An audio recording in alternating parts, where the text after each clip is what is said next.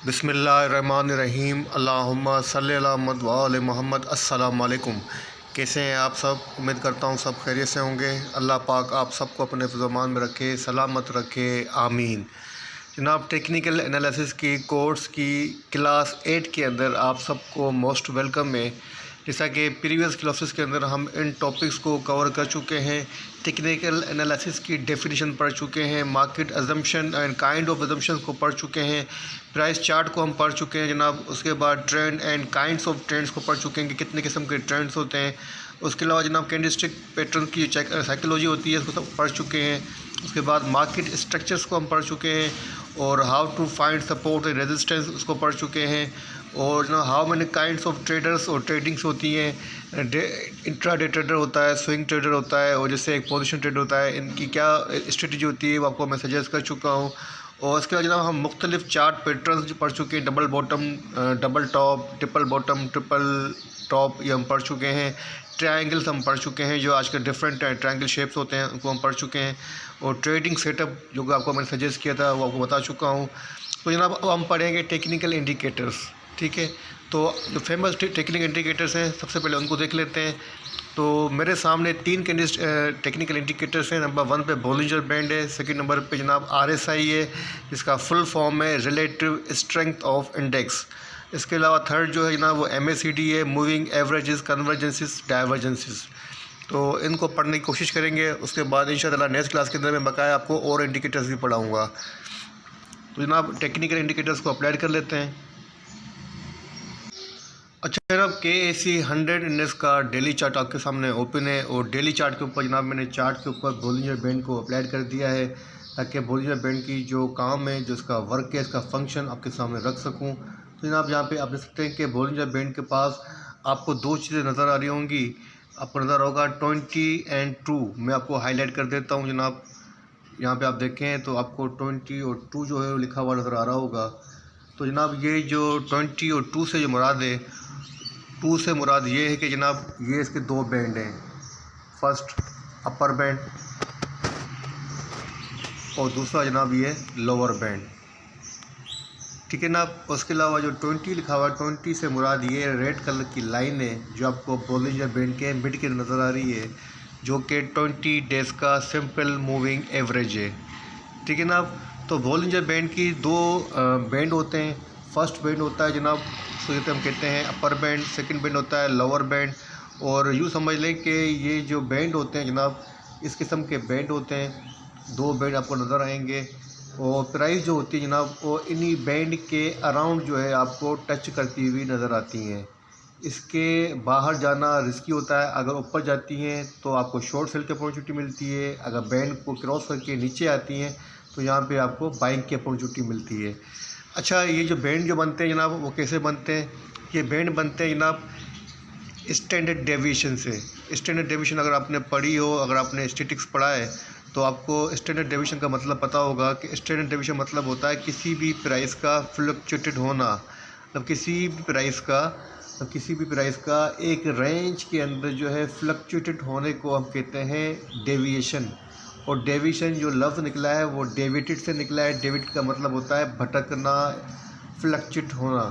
तो मतलब आप देखें, अब प्राइस एक ही रेंज के अंदर जो है वो फ्लक्चुएट होती हैं, और स्टैंडर्ड डेविएशन को हम दो में डिवाइड कर दें तो हमारे पास दो रेंज आ जाती हैं।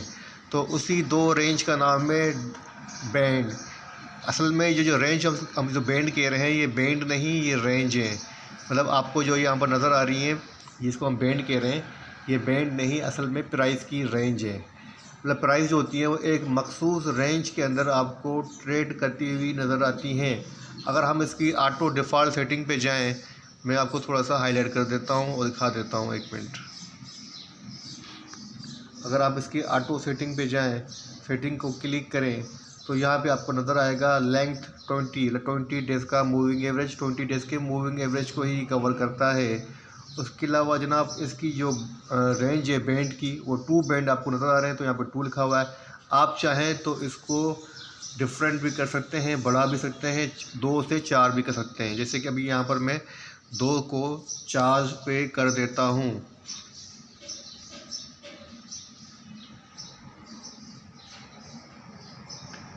हमने जनाब जो ऑटो डिफ़ॉल्ट सेटिंग थी 2 थी, इसको हमने 4 कर दिया है। अब देखते हैं क्या होता है। तो जनाब यहाँ पे आप देखें कि इसकी जो रेंज है वो आपके सामने इंक्रीज़ हो गई है, ठीक है ना, इंक्रीज़ हो गई है। और रेंज जो है वो 2 की जगह पे 4 हो गई है। उसकी रेंज को हमने वाइड कर दिया है। जितना चाहे आप इस रेंज को वाइड कर सकते हैं। जितना आप वाइड करेंगे उतनी आपकी मतलब एक प्राइस जो होती है उसकी जो रेंज होती है। मिसाल के तौर पर अगर मैं आपको कहूँ कि कोई स्टॉक आपको बाय करना है, उसकी रेंज आपको रखनी है कि अगर आपको करंट प्राइस की 100 रुपीज़ है और मैं आपको कहूँ कि अगर वो आपको 90 से लेके 110 90 से लेके 110 की रेंज में मिले तो आपको ये चीज़ बाय कर लेनी है। अगर 90 में मिले तब भी बाय कर लेनी है और 110 के ऊपर मिले तो तब भी बाय कर लेनी है, ठीक है ना। इस रेंज के अंदर आप इसके अंदर बाय कर सकते हैं। तो अगर मैं इस तरीके से कहूँ कि इस प्राइस की जो रेंज है वो हमें इस चीज़ को इंडिकेट करती है कि प्राइस एक रेंज के अंदर हमें ट्रेड करती हुई नज़र आती है। अच्छा, अगर हम इसको ऑटो डिफ़ॉल्ट रख देते हैं ताकि हमें क्लियर हो जाए। इसकी ऑटो डिफ़ॉल्ट सेटिंग ही बेहतर होती है, इसको आप छेड़छाड़ नहीं कीजिएगा तो बेहतर होगा। इसको 2 पे ही रखें तो ये सही रहता है,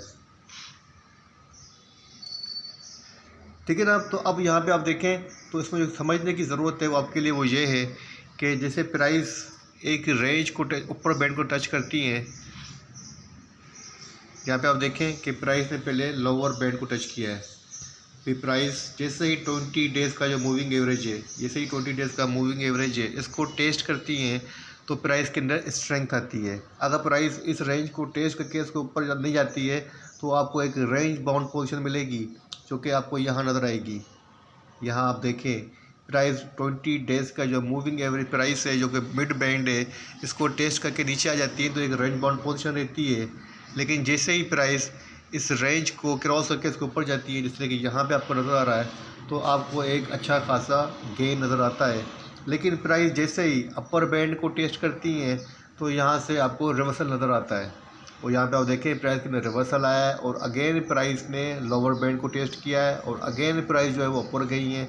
तो ये सारी जो आपके सामने पोजीशन है, ये अप डाउन जो हो रहा है, ये फ्लक्चुएशन है। आप ये अपर बैंड और लोअर बैंड को समझ के चार्ट पे लगा के देख सकते हैं। जितना आप जितना बेच चाहें आप लगा के देखें तो आपको प्राइस इस बैंड के अंदर ही ट्रेड करती हुई नज़र आएंगी। इसी बैंड के अंदर आपको फ्लक्चुएटेड होती नज़र आएंगी। और अगर इन केस कभी ऐसा होता है कि प्राइस इस रेंज से बाहर आ जाती हैं और कोई भी कैंडलस्टिक इस रेंज से अबाव जो है वो बाहर आके क्लोज़ होती है तो वहाँ पे आपको एक सेलिंग अपॉर्चुनिटी भी मिलती है और जो कि एक रिवर्सल का इंडिकेशन होता है। जैसे कि यहाँ पे आप देख सकते हैं, मैं आपको दिखाता हूँ, 1 मिनट।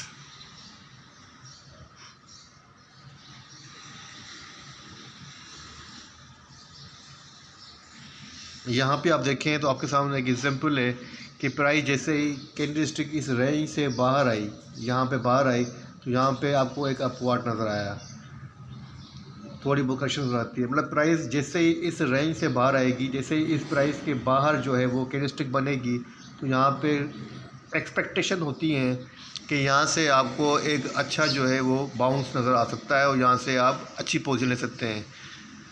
हम किसी स्टॉक पर अप्लाई करके देख लेते हैं क्योंकि KSE 100 इंडेक्स का ये मेन इंडेक्स है तो स्टॉक के ऊपर जो है ये ज़्यादा बेहतर अप्लाई करेगा। तो हम स्टॉक पे अप्लाई करके देखते हैं कि स्टॉक पे क्या पोजीशन बनती है।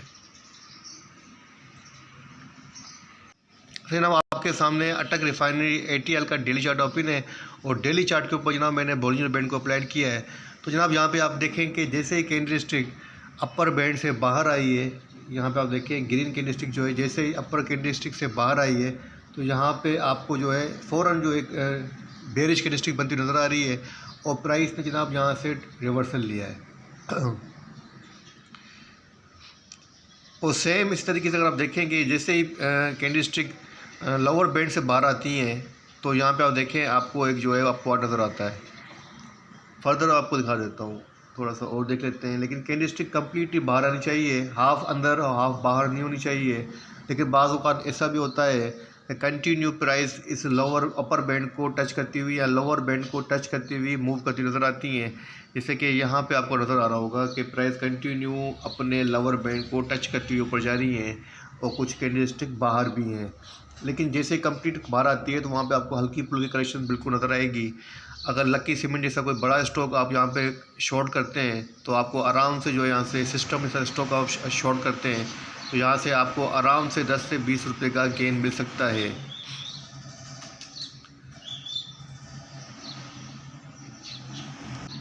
अच्छा जनाब, यहाँ पे आप देख सकते हैं कि प्राइस एक अच्छे ट्रेंड के अंदर थी और कंटिन्यू प्राइस के अंदर आपको एक अपवार्ड नज़र आ रहा था, लेकिन प्राइस जैसे ही जैसे ही प्राइस अपर बैंड से बाहर आई तो यहाँ पे आप देख सकते हैं कि यहाँ पे जैसे प्राइस बाहर आई है अपर बैंड से तो यहाँ पे आपको एक रिवर्सल नज़र आया, एक अच्छा आपको जो यहाँ पर एक जो है वो गेन मिला है। तो ये होती है इसकी मतलब मेन फंक्शन यही है कि अगर यहाँ से प्राइस अपर बैंड से बाहर आ जाए तो यहाँ पे आपको शॉर्ट सेल करनी है और यहाँ से आपको रिवर्स होने के चांसेस ज़्यादा बन जाते हैं। सेम इस तरीके से देखते हैं, इसके उलट देखते हैं, इसके रिवर्सल देखते हैं। अच्छा ना, यहाँ पे आप देख सकते हैं कि प्राइस होती है वो कंटिन्यू डाउनवर्ड की तरफ थी और जैसे ही कैंडल स्टिक जो है जैसे ही जनाब यहाँ से अपने लोअर बैंड से बाहर आई है, यहाँ पे आप देखें जैसे ही बाहर आई है, यहाँ बाहर आई है तो आपको जनाब फिर यहाँ पे जो है अपवार्ड नज़र आया, करेक्शन नज़र आई है। मतलब कैंडल स्टिक यहाँ से बाहर आ जाए लोअर बैंड से तो आपको बाय करनी है और जैसे यहाँ से बाहर आ जाए तो आपको शॉर्ट सेल करने की अपॉर्चुनिटी होती है, ठीक है ना। और प्राइस हमेशा इसी रेंज के अंदर जो आपको टिकते नज़र आएंगी, इसके बाहर जाना काफ़ी मुश्किल होता है और प्राइस के अंदर स्ट्रेंथ आने के लिए आपको जो मिड बैंड होता है इसके अबाव जो होती है कैंडल स्टिक का क्लोज होना बहुत ज़रूरी होता है। तो बहुत अच्छा इंडिकेटर है, इसको अप्लाइड करके आप मिस्टर बोलिंजर ने इसको ईजाद किया है तो उन्हीं के नाम से ये मंसूब है। तो आप इसको अपनी ट्रेडिंग सिस्टम पे अप्लाइड करेंगे तो इंशाअल्लाह आपकी जो ट्रेडिंग है वो उसके अंदर काफ़ी एक्यूरेसी आएगी। अच्छा ना, अब हमारा दूसरा इंडिकेटर था वो था RSI। अच्छा ना, अब हमारा जो दूसरा टेक्निकल इंडिकेटर है वो RSI है, जिसका फुल फॉर्म है रिलेटिव स्ट्रेंथ ऑफ इंडेक्स। इसका मतलब ये है कि ये आपको बायर्स और सेलर्स के बीच में जो स्ट्रेंथ और वीकनेस होती है उसको इंडिकेट करता है। तो जनाब इसके जो है मेन जो लेवल होते हैं वो ये होते हैं कि ये 0 से स्टार्ट होता है और 100 इसका जो है जनाब अपर लिमिट होती है। मतलब यूँ समझ लें कि इसके पास ये 100 है तो ये इसके पास 0 लेवल से स्टार्ट होता है और इस बीच में एक और लेवल है जिसको हम कहते हैं 70, जहाँ से अगर 70 क्रॉस करती है RSI तो ओवरबॉट कहलाती है और अगर RSI यहाँ पे लोअर मूव की तरफ अगर 30 से बिलो होती है तो ओवरसोल्ड कहलाती है। तो ठीक है ना, तो ये मतलब होता है कि अगर कोई स्टॉक या कोई इंडेक्स RSI 70 से अबव है तो उसके चांसेस होते हैं कि यहाँ से रिवर्सल एक्सपेक्टेड है। इसी तरीके से जनाब अगर RSI 30 के बिलो है, 20 के बिलो है तो हम ये कह सकते हैं कि यहाँ से अब रिवर्सल एक्सपेक्टेड है और यहाँ से बाइंग आ सकती है और प्राइस ऊपर जा सकती है। सेम इसी तरीके से अगर प्राइस यहाँ ट्रेड करती नज़र आ रही है 70 के पास तो यहाँ पे चांसेस होते हैं कि प्राइस नीचे आ सकती हैं। क्लियर हो गया कि RSI जो होती है अगर 70 से अबव है तो वहाँ से रिवर्सल के चांसेस हैं, वहाँ पे आपको एग्ज़िट लेने की कोशिश करनी चाहिए। अगर प्राइस RSI की 30 से बिलो है, 30 से लेवल बिलो है RSI का, 20 के बिलो है तो वहाँ पे आपको बाइंग की अपॉर्चुनिटी वो ढूंढनी है, वहाँ से प्राइस के रिवर्सल के चांसेस ज़्यादा होते हैं। ये RSI का मेन फंक्शन होता है। और जनाब अगर आप RSI पे गौर करें तो RSI की काफ़ी सारी चीज़ें यहाँ पे आपको RSI के पैटर्न भी बताते हैं और RSI के सपोर्ट भी बताती है। तो जनाब RSI आपको यूँ बिल्कुल लाइन बनाती हुई नज़र आ रही होगी, तो RSI के अंदर भी जो जनाब कुछ पैटर्न होते हैं वो आपको दिखा देता हूँ ताकि आपके सामने जो है वो नज़र आ जाए। तो जनाब यहाँ पे आप देखें कि RSI ने W पैटर्न मतलब डबल बॉटम पैटर्न बनाया है। मैं आपको हाईलाइट कर देता हूँ ताकि आपके सामने यहाँ पर कुछ नज़र आए। यहाँ पर आप देखें डबल बॉटम टाइप पैटर्न बनता हुआ नज़र आ रहा है। जैसे ही नेक लाइन को ब्रेक किया है तो यहाँ से आपको RSI के अंदर एक इंक्रीमेंट नज़र आया है। और अगर यहाँ पे थोड़ा और आप गौर करें तो RSI भी आपको अपवर्ड अपर मूव की तरह हायर हाई पोस्ट करती हुई नज़र आ रही होगी। मैं आपको थोड़ा सा फला हाई कर देता हूँ। अगर यहाँ पे आप थोड़ा गौर करें तो यहाँ पे भी आपको प्राइस अपना हायर हाई पोस्ट करती हुई नज़र आ रही है। ट्रेंड बिल्कुल लाइक अप मूव की तरह है, बुलिश ट्रेंड की तरह है। तो मतलब यहाँ पे भी आप RSI पे गौर करके भी कुछ पढ़ सकते हैं, कुछ समझ सकते हैं। और जैसे कि यहाँ पे आपको नज़र आ रहा होगा डबल बॉटम के बाद आपको डबल टॉप पैटर्न भी बनता हुआ नज़र आ रहा होगा। अगर आप गौर करें तो यहाँ पे आपको M बनता हुआ नज़र आ रहा होगा। यहाँ पे आप देखें एम बनता हुआ आपको नज़र आ रहा होगा। और जैसे ही एम ने अपनी नेक लाइन को क्रॉस किया है तो यहाँ से आपको एक डाउनवर्ड नज़र आया है। तो जनाब RSI के अंदर भी आप देख सकते हैं कि चीज़ें बनती हैं। RSI के बाद सपोर्ट और रेजिस्टेंस होती हैं। अगर RSI अपने पिछले लेवल को टेस्ट करती है तो उसके चांसेस होते हैं कि यहाँ से RSI रिवर्स हो सकती है। अगर RSI अपने पिछले सपोर्ट लेवल को ब्रेक करती है तो RSI के मज़ीद डिक्लाइन के भी इंडिकेशन होती है।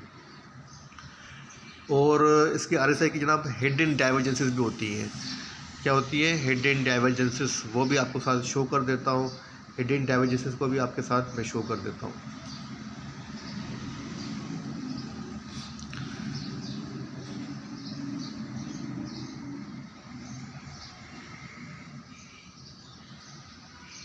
तो जनाब हिडन डाइवर्जेंसेस क्या होती हैं कि मैं आपको मिसाल देता हूँ।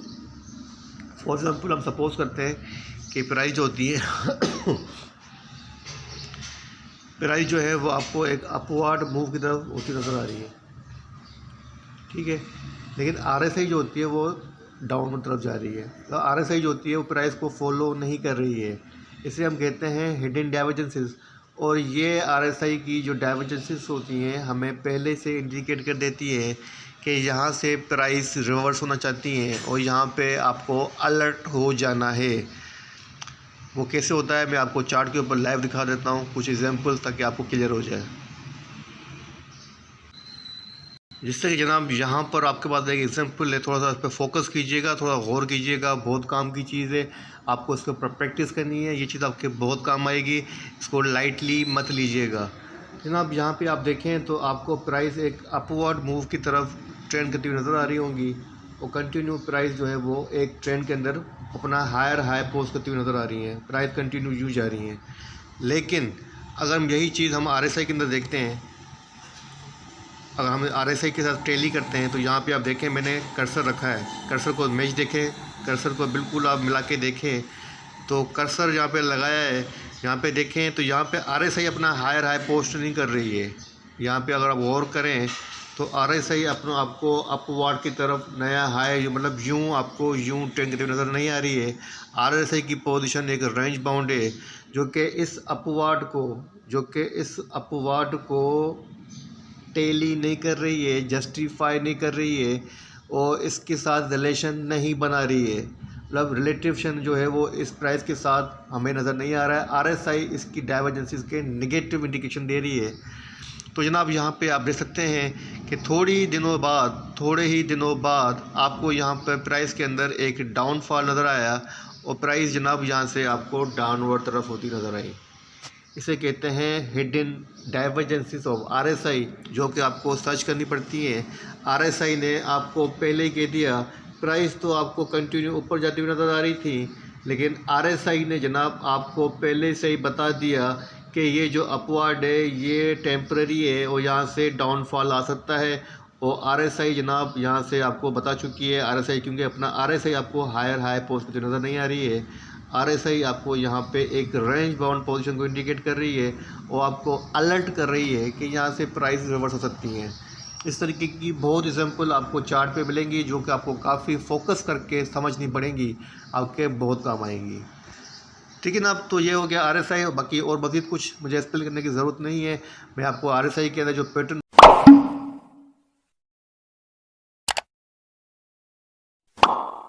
प्रैक्टिस करेंगे, हिडन डाइवर्जेंसेस को समझने की कोशिश करेंगे तो आपके लिए इजी रहेगा। बस इसको सिंपल ये समझ लीजिएगा कि प्राइस अगर आपको अपवर्ड ट्रेंड के अंदर नज़र आ रही है तो आप RSI को लगा के भी चेक लीजिएगा कि RSI भी आपको इसी ट्रेंड के नज़र आ रही है या RSI आपको अपोजिट जाती हुई नज़र आ रही है। अगर RSI आपको अपोजिट जाती नज़र आ रही है तो आपको यहाँ पे अलर्ट हो जाना है कि ये जो अपवर्ड है प्राइसेस का, ये किसी भी वक्त रिवर्स हो सकता है। क्लियर हो गया। अब चलते हैं जनाब my third indicator MACD, moving averages, convergences and divergences की तरफ। अच्छा जनाब, हमारा जो सेकंड इंडिकेटर था, थर्ड इंडिकेटर MACD है। तो MACD को एक्सप्लेन कर देता हूँ आपके सामने। यहाँ पे 2 कलर्स की लाइन नज़र आ रही है। एक लाइन नज़र आ रही है ऑरेंज कलर की, सेकंड लाइन आपके सामने है जनाब ब्लू कलर की। जो ब्लू कलर की लाइन है जनाब वो कहलाती है MACD लाइन, और जो फास्ट लाइन भी कहते हैं जिसको, और जो ऑरेंज लाइन है जनाब ये कहलाती है सिग्नल लाइन, जिसको स्लो लाइन भी कहते हैं, जो कि 9 डेज़ का मूविंग एवरेज होता है।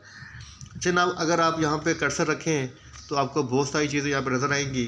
तो यहाँ पे आप देखें, अगर आपने कर्सर रखा है तो यहाँ पे आपको ऊपर फिगर बनती नज़र आ रही है, जैसे 1.17, 1.53। ये समझ लें कि जो 9 डेज़ का मूविंग एवरेज होता है, और जो MACD की लाइन होती है वो किस तरीके से बनती हैं, वो इस तरीके से बनती है कि ये आपको एक डॉट डॉट बनाती हुई नज़र आती हैं, कि ये एक दिन का डॉट, एक 3 दिन के, 4 दिन का, 5 दिन का, 6 दिन का, इसको कनेक्ट करती हुई बनती हैं। तो अगर आप इसके ऊपर कर्सर रखते हैं तो आपको सिंपली यहाँ पर इस तरीके की फिगर नज़र आती हैं, डिफरेंट फिगर आपको नज़र आ रही होंगी ऊपर आपको, अगर आप गौर करेंगे तो। अच्छा ना, और यहाँ पे आपको नज़र आ रहा होगा कि 12, 26 एंड किलोस 9, ठीक है। ये 12, 26 क्या होता है? 12 और 26 मैं आपको हाईलाइट कर दूँ कि 12, 26 कहाँ लिखा हुआ है। यहाँ पे आप देखें तो आपको लिखा हुआ है 12, 26, 12, 26। 12, 26 या मुराद ये है 12 और 26 दिन, 12 दिन और 26 दिन। आपको पिछले 12-26 दिनों में से, पिछले 12 दिनों में से 26 दिन को माइनस करके आपको ये MACD जो है प्राइस के अंदर क्या इंडिकेट करता है कि अब जो है स्टॉक की प्राइस के अंदर या किसी प्राइस के अंदर स्ट्रेंथ आ रही है या वीकनेस आ रही है।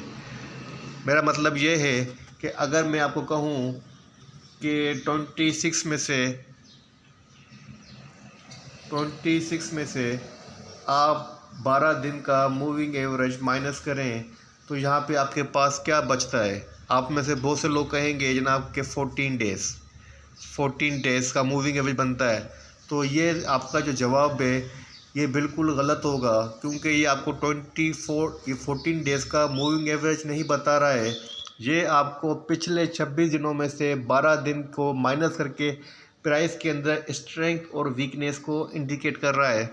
मैं आपको थोड़ा सा और मिसाल के तौर पर समझा देता हूँ कि मिसाल के तौर पर आप जो हैं एक शॉपकीपर हैं और आपकी आज की डेट है 20 मार्च। हम 5 डेज़ का डेटा ले लेते हैं, सपोज़ कर लेते हैं 16 मार्च को आपकी जो प्राइस की, जो आपकी दुकान की जो सेल थी वो थी 3000, ठीक है। और 17 मार्च को आपकी शॉप की जो सेल थी वो थी 5000। यही बात अगर मैं कहूँ कि 18 मार्च को आपकी शॉप की जो सेल थी वो हो गई 7000। अगर मैं यही बात कहूँ कि 19 मार्च को आपके शॉप की जो सेल हो गई जनाब वो हो गई 9000, ठीक है।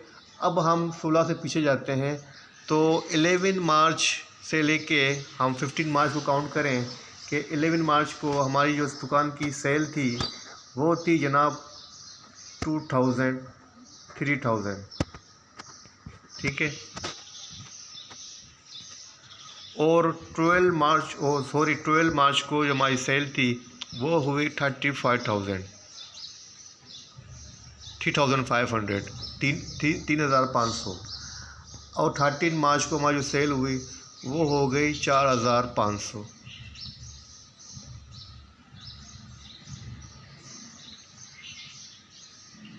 ठीक है। और 14 मार्च को जो हमारी सेल हो गई वो हो गई 5,000। और 15 मार्च को जो हमारी दुकान की सेल हो गई वो हो गई 5,500, ठीक है ना। अब यहाँ पे आपके सामने 2 प्राइस लेवल्स हैं, आप थोड़ा इन पर गौर करें। तो पहले आपके पास 11 मार्च का डेटा है, 11 मार्च से लेके 15 मार्च की आपके पास सेल है। फर्स्ट सेल हुई 3000 की, और सेकंड डे सेल हुई 3500 की, और थर्ड डे सेल हुई 4500 की। अब यहाँ पे आपको प्राइस के अंदर जो जनाब एक एक्टिविटी नज़र तो आ रही है, मतलब प्राइस के अंदर आपको इंक्रीमेंट नज़र तो आ रहा है, लेकिन यहाँ पे आप देखें तो प्राइस को आप कंटिन्यू यहाँ पर डाउन होती नज़र आ रही है। मतलब प्राइस के अंदर आपको एक इंक्रीमेंट नज़र आ रहा है, 3500 से जो प्राइस इंक्रीज़ हुई, मतलब 3500, 4,000, 5,000, यहाँ आपको प्राइस के अंदर जो है वो इंक्रीमेंट नज़र तो आया। लेकिन उसके बाद जब 15 मार्च से आपकी दुकान की सेल हमने काउंट की तो 7,000 की सेल हुई, ठीक है। और 16 मार्च को हम काउंट की तो 8000 की सेल हुई। मतलब अब देखें यहाँ पर भी आपको प्राइस के अंदर इंक्रीमेंट नज़र आ रहा है। मतलब आपकी जो प्राइस है आपकी सेल बढ़ तो रही है, लेकिन जो सेल की स्ट्रेंथ है वो आने वाले दिनों के अंदर मज़ीद इंक्रीज़ हुई है। मतलब 7000 से 8000 हो गई है और 17 मार्च को 10,000 हो गई। ठीक है, यहाँ पे 500 का इजाफा हो रहा है, 600 का इजाफा हो रहा है। यहाँ पे है आपको 500 600 पिछले दिनों के अंदर 500 700 का इजाफा नज़र आ रहा है, लेकिन करंट दिनों के अंदर आपको यहाँ पे एक बड़ा मार्जिन नज़र आ रहा है। तो यही जनाब किरदार होता है, यही फंक्शन होता है MACD का कि ये आपको पिछले 26 दिनों में से 12 डेज़ की सेल स्ट्रेंथ को या वीकनेस को इंडिकेट करके माइनस करके आपको बताता है कि पिछले दिनों के मुकाबले में आने वाले या अभी होने वाले करंट 12 दिन के अंदर क्या पोजीशन बन रही है। इसीलिए इसको कहा जाता है लीडिंग इंडिकेटर। लीडिंग इंडिकेटर कहा जाता है MACD को, क्योंकि इंडिकेटर दो किस्म के होते हैं। एक होता है लैगिंग इंडिकेटर, जो कि आपको पास्ट हिस्ट्री के डेटा में से एनालिसिस करके डेटा को कैलकुलेट करके आपको इंडिकेट करता है, इसे हम कहते हैं लैगिंग इंडिकेटर। लेकिन MACD को लीडिंग इंडिकेटर इसलिए कहा जाता है क्योंकि ये आपको एडवांस में आने वाले दिनों के अंदर इंडिकेट करता है कि अब क्या होने वाला है प्राइस के अंदर, अब क्या हो रहा है पिछले दिनों के मुकाबले में, अब प्राइस के अंदर क्या हो रहा है और अब क्या होने वाला है। इसलिए इसको कहा जाता है MACD को एक लीडिंग इंडिकेटर। ठीक है जनाब, तो ये आपको MACD की थोड़ी डेफिनेशन समझाई है। अच्छा जनाब, अब यहाँ पे मैंने आपको बताया कि ब्लू कलर की लाइन जो होती है वो MACD लाइन होती है, और जो ऑरेंज कलर की लाइन होती है सिग्नल लाइन कहते हैं। उसके अलावा आपको जो ये बार नज़र आ रहे हैं जहाँ पर, इसे हम कहते हैं जनाब हिस्टोग्राम। ये हिस्टोग्राम्स होते हैं। अच्छा, हिस्टोग्राम का जो फंक्शन होता है वो ये होता है कि जितना हिस्टोग्राम बड़े साइज़ के अंदर होंगे, इनका साइज़ बड़ा होगा। जैसे यहाँ पर आप देखें तो साइज़ काफ़ी लार्ज है, और यहाँ पे आप देखें तो साइज़ स्मॉल है। तो इसका मतलब क्या है कि जो प्राइस इसके अंदर जो काम हो रहा है, जिसके जो वॉल्यूम जनरेट हो रहे हैं, वो थोड़े से इन एक्टिविटी जो होती है वो कम शो हो रही है, और यहाँ पे एक्टिविटी हमें लार्ज शो हो रही है। इसका मतलब ये होता है, जस्ट ये होता है। और उसके अंदर एक फंक्शन एक और होता है, यहाँ पे ब्रेकआउट भी होता है हिस्टोग्राम का। अगर हिस्टोग्राम की पोजीशन इस तरीके से ब्रेकआउट बनती नज़र आ रही है, यहाँ पे आप देखें प्राइस कंटिन्यू आपको एक हिस्टोग्राम जो है एक बार बनाते हुए नज़र आ रहे हैं, एक अपर साइड के ऊपर नज़र आ रहे हैं, बुलिश ट्रेंड के अंदर आपको नज़र आ रहे हैं, अपवर्ड ट्रेंड के अंदर नज़र आ रहे हैं, एक ब्रेकआउट दे रहे हैं। तो ये स्ट्रॉन्ग बाइंग को इंडिकेशन करते हैं, और ट्रेंड के अंदर एक स्ट्रॉन्ग पोजीशन को इंडिकेट करते हैं। और प्राइस जैसे ही यहाँ से डाउन नज़र आती हैं और हिस्टोग्राम यहाँ से ब्रेकआउट हो जाता है, तो यहाँ पे आप देखें तो आपको यहाँ पर नज़र आ रहा होगा कि यहाँ पे प्राइस रिवर्स होना शुरू हो गई।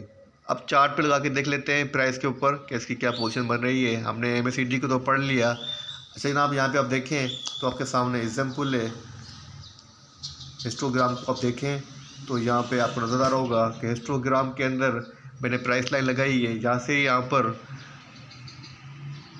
प्राइस ने अपना जो एक पोजीशन था बुलिश ट्रेंड, जो बुलिश वेव यहाँ कंप्लीट हुई, तो यहाँ पे आप देखें हिस्टोग्राम ने भी आपको इंडिकेट किया है और प्राइस यहाँ से डाउनवर्ड नज़र हुई है। अच्छा, अब इसके अंदर MACD के अंदर दो क्रॉसओवर होते हैं, एक होता है बुलिश क्रॉसओवर, एक होता है बेरिश क्रॉसओवर। अगर MACD की लाइन सिग्नल लाइन को क्रॉस करके ऊपर जाती है तो वो कहलाता है बुलिश क्रॉसओवर, जैसा कि आपको यहाँ नज़र आ रहा होगा। यहाँ पे आप देखें तो बुलिश क्रॉसओवर आपको बनता हुआ नज़र आ रहा है, और प्राइस भी यहाँ से आपको ऊपर जाती नज़र आ रही है। सेम इसी तरीके से बेरिश क्रॉसओवर होता है।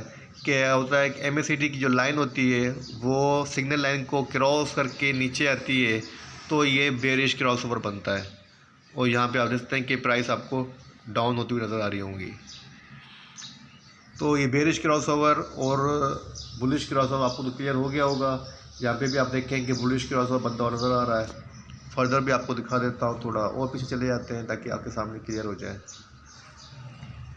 तो यहाँ पे आप देखें प्राइस हमेशा जो आपको वो क्रॉसओवर बनाती हुई नज़र आती हैं। अक्सर प्राइस बुलिश क्रॉसओवर बनता है तो कभी बेरिश क्रॉसओवर बनता है, डिफरेंट क्रॉसओवर आपको जनरेट होते नज़र आएंगे। तो यहाँ पे आप देखें बेरिश क्रॉसओवर बनता है तो प्राइस नीचे आती हैं, और बुलिश क्रॉसओवर बनता है तो प्राइस जो होती है आपको ऊपर नज़र आती हैं। तो आपको इस क्रॉस ओवर के ऊपर भी फोकस करना है और अपने सिस्टम के अंदर, अपने ट्रेडिंग सिस्टम के अंदर इसको अप्लाइड करना है। तो इस तरीके से आपकी जो स्ट्रेटजी होगी वो बेहतर होगी। जितनी MACD लाइन अपनी सिग्नल लाइन से ऊपर होगी, जैसे मैं आपको मिसाल देता हूँ, यहाँ पे आप गौर करें, यहाँ पे आप गौर करें तो MACD की लाइन के अंदर आपको काफ़ी बड़ा गैप नज़र आ रहा होगा। मतलब यहाँ पे आपको गैप नज़र आ रहा है और प्राइस MACD लाइन काफ़ी ऊपर है, तो यहाँ पे आपको एक अच्छा मूव नज़र भी आया है। लेकिन यही चीज़ यहाँ पे आप गौर करें, इस रेंज के अंदर तो प्राइस एक चिपकी हुई चल रही है, मतलब कोई इतना बड़ा डिफरेंस नहीं है। मतलब प्राइस जो होती है सिग्नल लाइन को टच करती हुई चल रही है। तो इस तरीके से आपको जो अपवर्ड नज़र आएगा वो भी एक लिमिटेड नज़र आएगा। यहाँ पे आप देखें तो आपको जो अपवर्ड नज़र आ रहा है, लेकिन एक लिमिटेड अपवर्ड नज़र आ रहा है। मतलब अपवर्ड एक लिमिटेड रेंज के अंदर आपको नज़र आ रहा है, बिल्कुल सीधा स्ट्रेक्ट इस तरीके से कोई आपको नज़र नहीं आ रहा है, कोई बड़ा अपवर्ड आपको नज़र नहीं आएगा। तो जितना MACD की लाइन, ये समझ लें कि आपके पास सिग्नल लाइन है, ये सिग्नल लाइन है और ये MACD लाइन ने इसको क्रॉस किया। तो MACD लाइन जितना इसके ऊपर होगी, जितना गैप होगी, उतना ही आपको प्राइस के अंदर ऊपर नज़र आएगा। और जितनी MACD लाइन इस सिग्नल लाइन को क्रॉस करके एक गैप के अंदर चलेगी, तो आपको एक रेंज बाउंड पोजीशन के अंदर या एक लिमिटेड अपवर्ड नज़र आएगा। ठीक है ना। अब तो ये थे 3 मेन इंडिकेटर्स, RSI, MACD और बोलिंजर बैंड आपको समझा दिए हैं। इंशाल्लाह ताला आज की क्लास को यहीं क्लोज़ करते हैं। फिर नेक्स्ट क्लास के अंदर मैं आपको डिफरेंट इंडिकेटर्स और पढ़ाऊँगा। इसी के साथ इजाज़त दीजिए। अल्लाह हाफ़िज़।